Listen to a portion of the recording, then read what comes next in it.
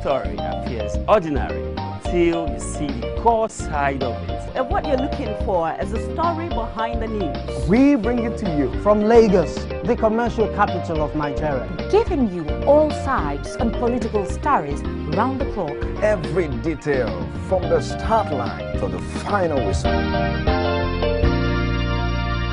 CoreTV News, expanding your view.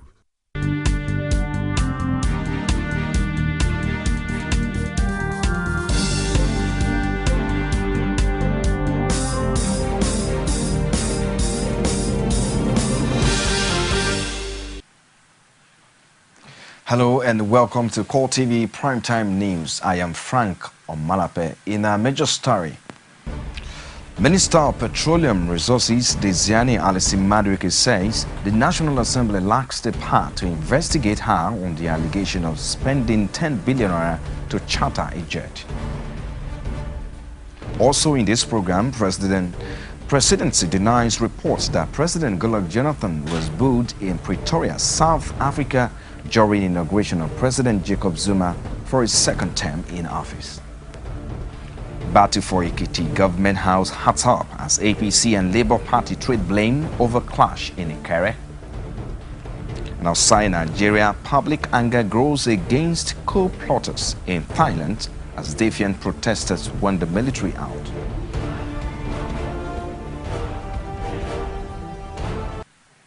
Thank you for joining us again.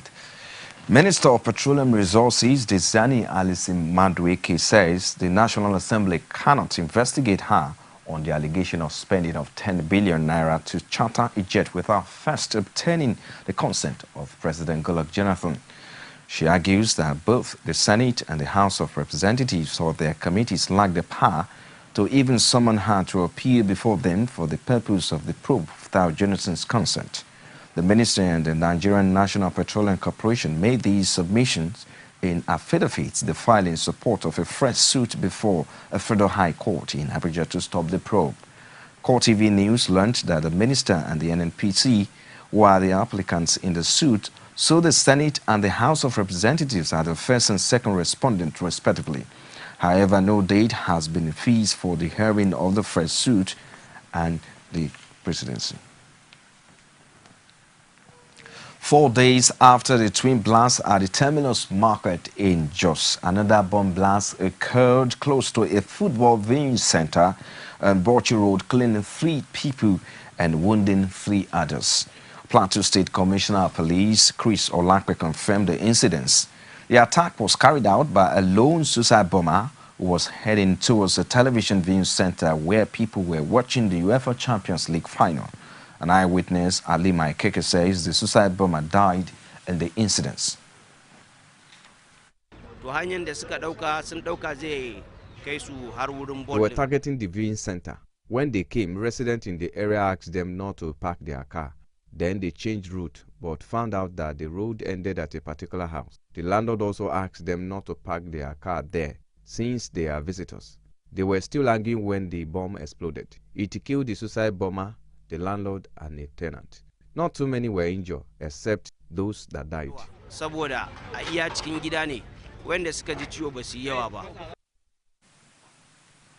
The Senate President David Mark has restated federal government's resolve to fight insurgency and other security challenges, saying government will not negotiate with criminals.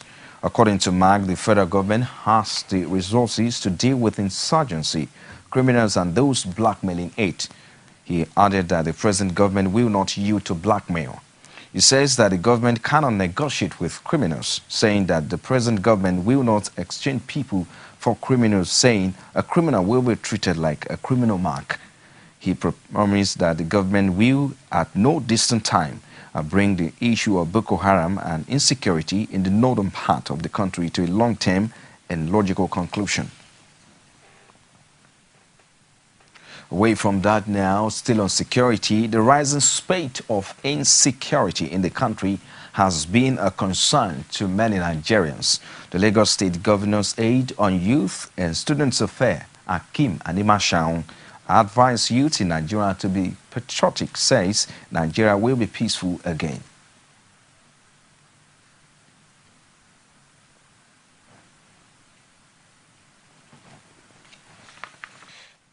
Opiona says the perception of Nigeria in the international society is in jeopardy. He advises the government to double its effort in the fight against terrorism.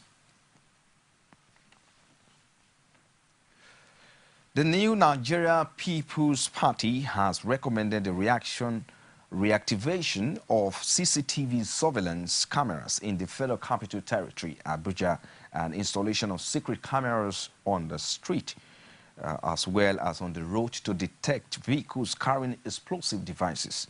The party expressed concern over the wave of insecurity in the country, especially in the northeast. It also called on the federal government to arrest all the people who have threatened to make the country ungovernable. General Secretary of the party, Major Agbo, says Nigeria is gradually being torn into shreds. The party attributed the recent twin bomb blasts that occurred in Nyanya area of Abuja to direct confrontation aimed at testing the will of the federal government. Agbo says the twin bomb blasts in Jos Terminus Market, as well as the attack on the football viewing center in Jos and the abduction of over 200 schoolgirls from a school in Chibok, Borno State, were against all known principles in human relations. While expressing confidence in the security agencies, if all Nigerians are killed, there will be no one to rule over in 2015. He advised all those providing logistics to terrorists to have a rethink and save the economy of the North and Nigeria generally. The presidency has denied media reports that President Goodluck Jonathan was booed at Pretoria, South Africa during the inauguration of President Jacob Zuma for a second term in office. This followed his perceived mishandling of the case of the more than 200 schoolgirls abducted in Chibok, Borno State last month. The media reports had claimed that the crowd at the inauguration registered their disapproval of government's inability to rescue the girls 1 month after, with woo of Bring Back Our Girls directed at Jonathan as he stepped into the venue of the swearing-in. But briefing State House correspondent, special advisor to the President on Media and Publicity, Ruben Abati, described the reports as untrue. Abati says the report fit into an ongoing attempt to throw just anything at the President administration in a bid to discredit it. He added that the World War recognizes the challenge Nigeria is facing at the moment in relation to the abduction of the girls and the challenge of terrorism. But he also noted that Nigeria and South Africa are two friendly and brotherly countries with strong bilateral relations in many areas, including trade and investment, diplomacy, immigration, customs, security, and power, among others. You're watching CoreTV Primetime News. We'll take a short break. We'll be right back with more stories after this time out.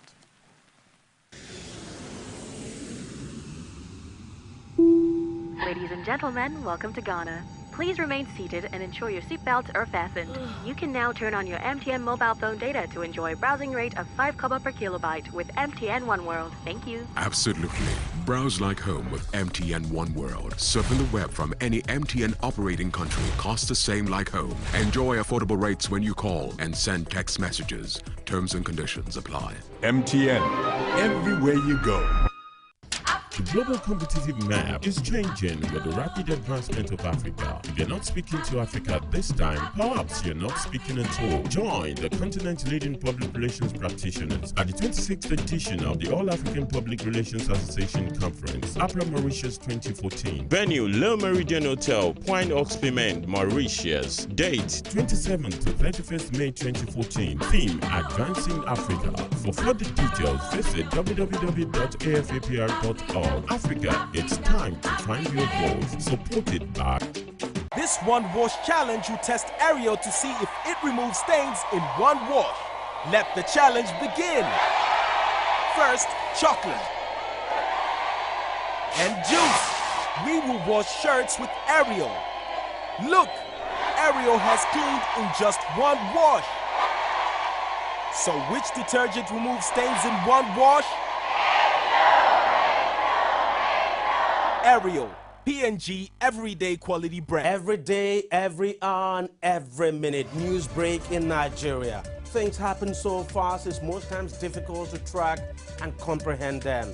But that's what we do right here on Digit 360. 2015, would you want to come back again? It's like asking Jesus Christ if he knew he was going to die, will you want to come back as the savior of the world again? We do not just help you track the stories, we break them down, explore all the angles, analyze the issues so that you can fully comprehend the stories and use them to make the right decisions.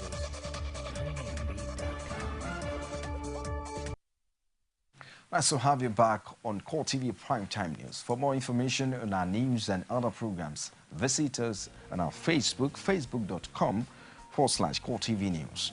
You can also follow us on Twitter at CoreTV News NG. Also on YouTube, www.youtube.com/CoreTV Space News. The violence that erupted after the mega rally of the Labour Party in Ekiti State led to the trading of blames between the Labour Party and the All Progressive Congress. Ekiti State correspondent Rashid has details in this report.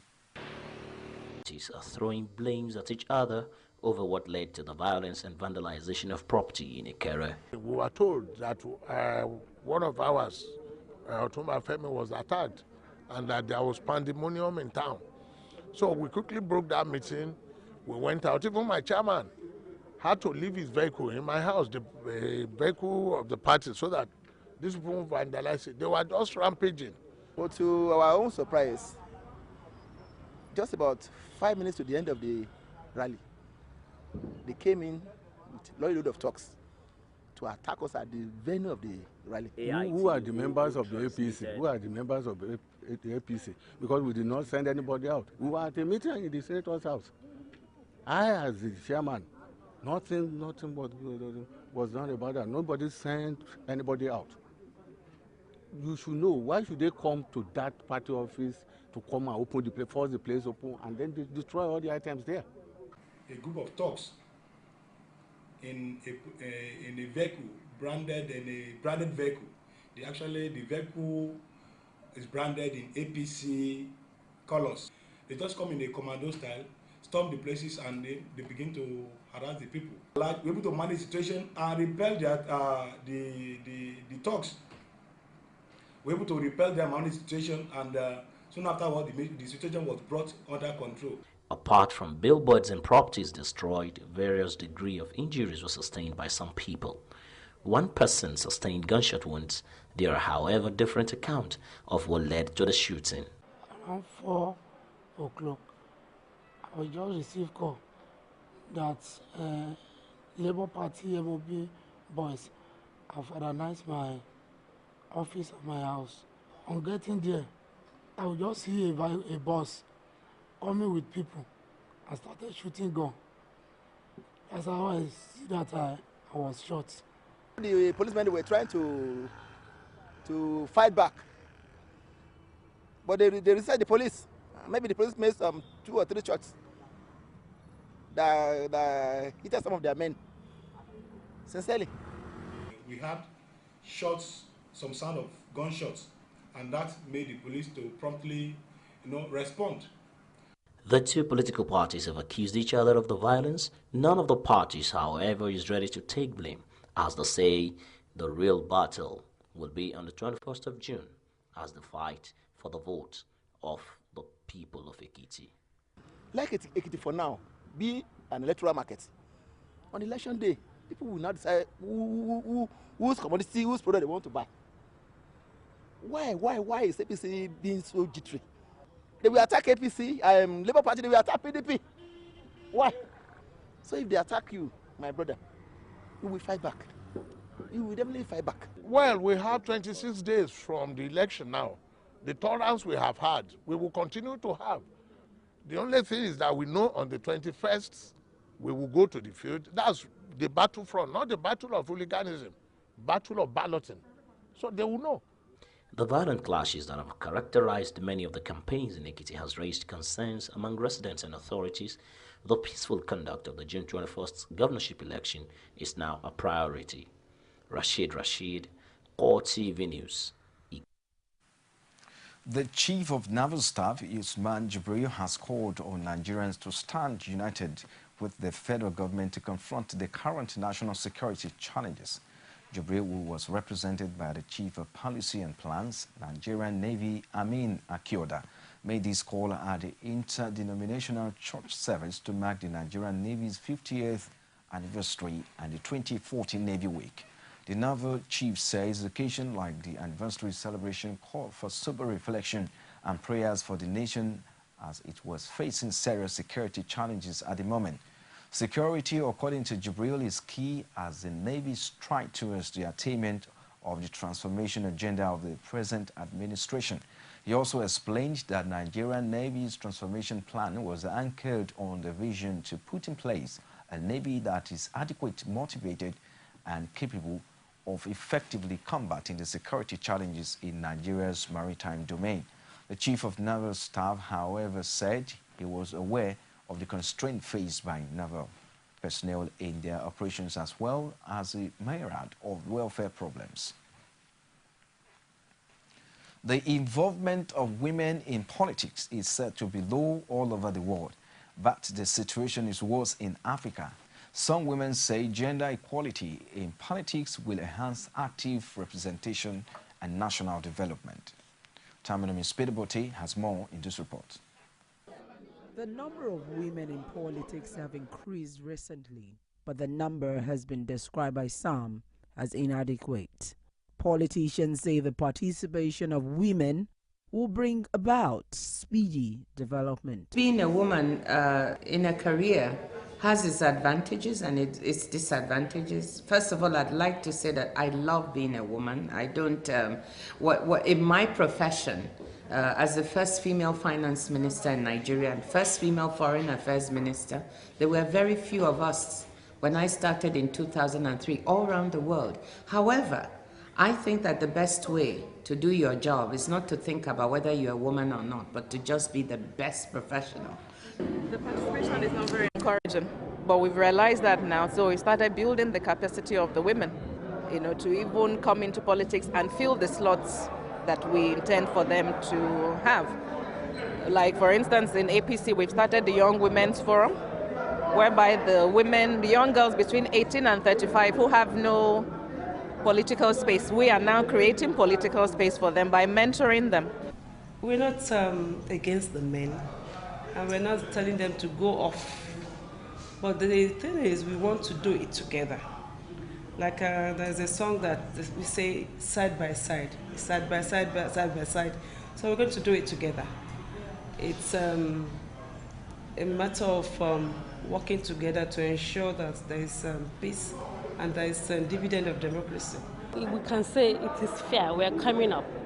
Initially, you don't see women participating, but now with the awareness and all the workshops and seminars, people are getting aware that there's need for women to go into politics. Rivers State Governor Rotimi Amechi has called for the active participation of women in politics and elective positions in the forthcoming 2015 elections.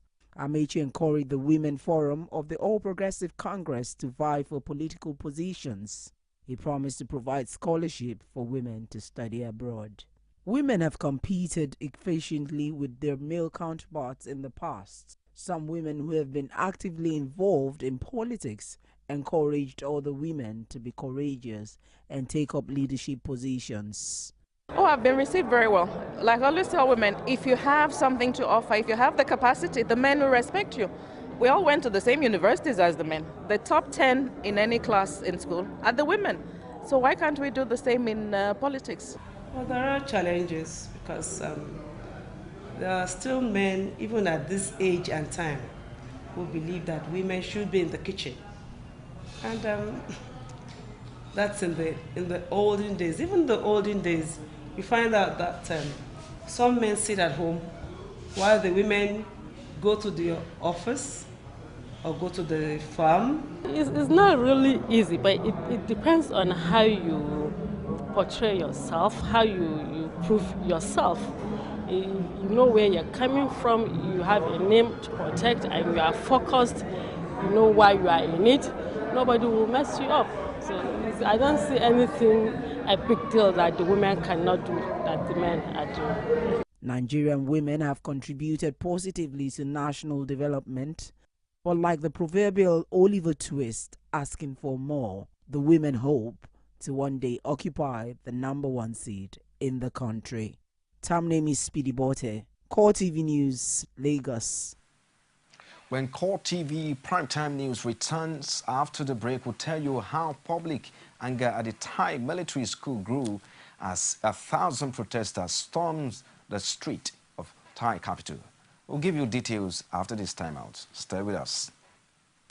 The global competitive map is changing with the rapid advancement of Africa. If you're not speaking to Africa this time, perhaps you're not speaking at all. Join the continent's leading public relations practitioners at the 26th edition of the All-African Public Relations Association Conference, APRA Mauritius 2014. Venue, Le Meridian Hotel, Point Oxpiment, Mauritius. Date, 27th to 31st May 2014. Theme, Advancing Africa. For further details, visit www.afapr.org. Africa, it's time to find your voice. Supported by This one wash challenge will test Ariel to see if it removes stains in one wash. Let the challenge begin. First, chocolate and juice. We will wash shirts with Ariel. Look, Ariel has cleaned in just one wash. So which detergent removes stains in one wash? Ariel, P&G Everyday Quality Brand. Ladies and gentlemen, welcome to Ghana. Please remain seated and ensure your seatbelts are fastened. You can now turn on your MTN mobile phone data to enjoy a browsing rate of 5 kobo per kilobyte with MTN One World. Thank you. Absolutely. Browse like home with MTN One World. Surfing the web from any MTN operating country costs the same like home. Enjoy affordable rates when you call and send text messages. Terms and conditions apply. MTN, everywhere you go. Nigerians continue to the city of Lagos once again has all roots. Be the first to know. From the north, south, east, west, and around Africa, we break the news. One Nigeria. Now you can catch all the actions live as the news breaks. We are CoreTV News. Welcome to CoreTV, a 24-hour news station. Glad to have you on CoreTV Primetime News. For more information on our news and other programs, visit our Facebook page, facebook.com/CoreTV News. You can also follow us on Twitter at CoreTV News NG. Also on YouTube, www.youtube.com/CoreTV Space News. Outside Nigeria now, public anger at the Thai military school grew at more than 1,000 protesters shouting, "Get out!" march across the capital in defiance of an army warning against protest. Demonstrators began marching in the Chidlom district and made their way across the city to the Victory Monument cheered by onlookers after a tense standoff with armed soldiers in the city's retail heart. It is the largest expression of dissent since the army seized power after a month of political turmoil. There is no sign of soldiers or police on the street during the march, which went ahead despite a junta statement calling on people not to protest and a martial law ban on gatherings of more than 5 people. Military has detained former Premier Yingluck Shinawatra and scores of other ousted government leaders and political figures since the coup, which brought sharp international criticism. Before the main march, minor curfews broke out as dozens of protesters, some waving signs reading "Junta outstage a bus terrorist demonstration," jeering angrily and pushing at lines of armed soldiers outside a Bangkok shopping mall. Bangkok has seen several smaller outbreaks of protests against the junta since Army Chief General Prayut Chan-o-cha launched his takeover. Bitterly divided Ukraine voted in a presidential election seen as crucial to ending months of upheaval and bloodshed that has sent the country to the brink of civil war. Ukrainians turned out en masse in the capital Kiev and the west, but in the east, most polling stations remain closed. The West regards the vote as crucial to prevent Ukraine from disintegrating further after Russia seized the Black Sea Peninsula of Crimea in March in retaliation for the ouster of broke Kremlin President Viktor Yanukovych. Poroshenko called for direct dialogue with the people in Donetsk and Lugansk, where insurgents declared independence 2 weeks ago after referendums branded as shams by Kiev and the West. Election officials have reported numerous cases of intimidation and attacks, and rebels threaten they will disrupt the vote by force if necessary. Russian President Vladimir Putin facing the threat of further Western sanctions if Moscow interfere in the vote appeared to make a major concession by saying he's ready to work with the new Kiev team. And now, away from that, Egyptians will be voting in a presidential election which former Army Chief Abdel Fattah el-Sisi, although said the former president is expected to easily win amid calls for stability. The election is coming after more than 3 years of political turmoil that has been seen two presidents hosted following mass protests, thousands killed in clashes and military attack, and economy left in tatters. The now retired Field Marshal is expected to trounce his only rival leftist header Hamid Sabahi amidst calls for a strong leader who can restore stability in the Arab world's most populous country. Sisi has called for a high turnout in the election bill by the military-installed authorities and the West as a milestone toward elected rule in the country of 86 million people. The military and police are being deployed heavily to secure polling stations across the country, which saw a surge in militant attacks after Morsi's overthrow. Well, and that's a wrap on CoreTV Primetime News tonight. Many thanks for watching. I am Frank Omalape. Have a good night rest.